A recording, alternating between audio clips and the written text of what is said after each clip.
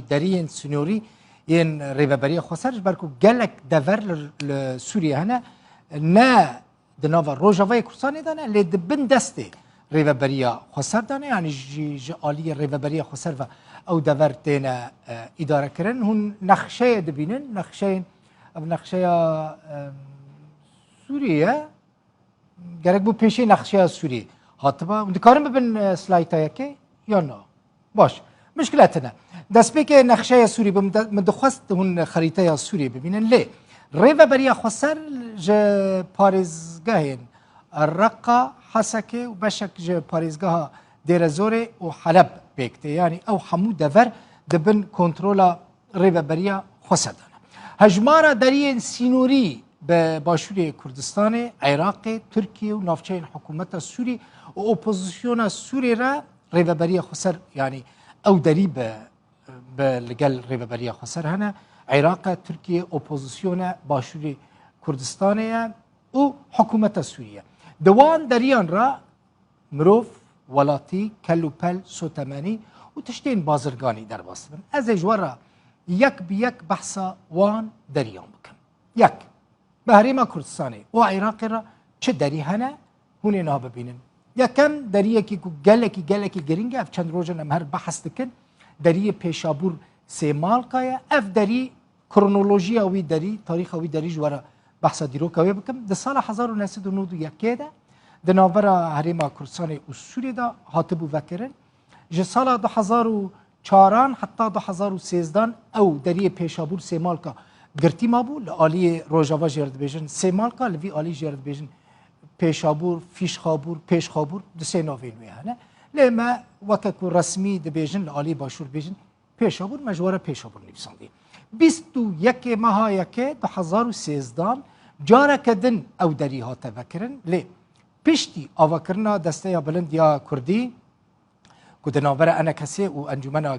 گل یا روجاوای کردستان دا او انجمن یعنی او دسته یا بلند هاتو با آوکرن جاره کدن دری هات فکرم پشت هون زانن او دسته نما روزانه دنابره 400 حتی 500 کس دوی دری را دچونو دهاتن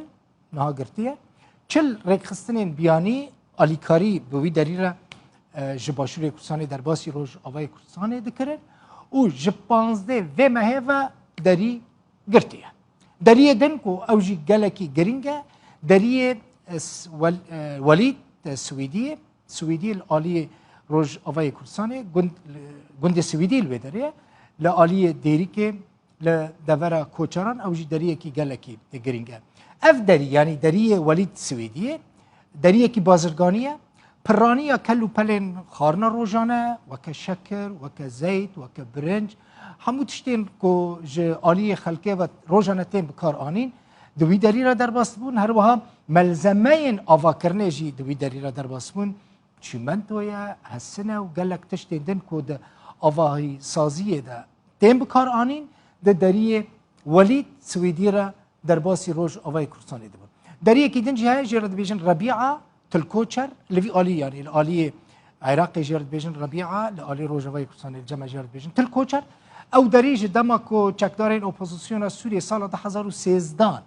پشت را داعش دست دانی سر دی او دری هاتو بگرتن لی پشت را حسده داویا 2013 دا او یعنی خسته بن کنترل اخوه ج 2014 واجی یو ان آلیکارین مرووی تیرا در باسی روجاوای کردستان دکر دری ربیعه الکوچر را و لی جبر وتویا روسیا اف دری الکوچر ربیعه ج سال 2020 و تمامی گرتیا گلک جاران دنگدان لسر وکرناوی دری ها تکرن لی روسیا هر دمه روسیا و سوریه وتو دکرن امریکان ها اصرار دکه رنگ کیجرانگان دخوازه اف دری وره وکرن لی حتی نها گرتیه دریه کیدن ریوبری خسر دریه کوبانیه دما ایرشا داعش ده لسر وی باجاری پرانیا خلق باجیر دوی دری را در باسی باکور کردستانی بون پشتی رزگار کردن باجار کوبانی جی پرانیا خلق کوچبری باکور کردستانی و ترکیه ببون دیسا دوی دری را وگریان هریم خواه کوبانی سر سینوره یعنی 0 کیلومتر نابرا باکور روز آوای کردستانی ده کوبانی سر سینوره دریه کیدن هی جرابلس کو دنابرا جرابلس و کوبانê da ava çemê Ferat derbas be ev çemê Ferat e li aliyê Sûriyê jê re dibêjin Carablus li aliyê Bakur jê re dibêjin Gilgameş dibin destê çekdarên opozisyona Sûrî û Tirkiyê de ye. Gelek deriyên din hene weke deriyê Girê Spî, deriyê Serêkaniyê, Dirbêsiyê, Qamişlo ev derî hemû niha girtîne yek derî ji wan kar nake. Hinek deriyên din hene li gel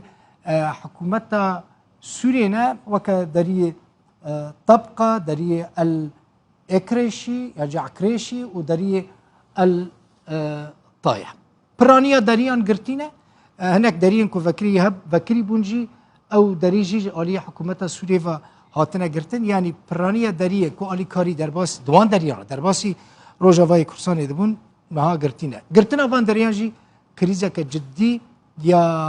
جیانه دناوا خلقه دا چه کری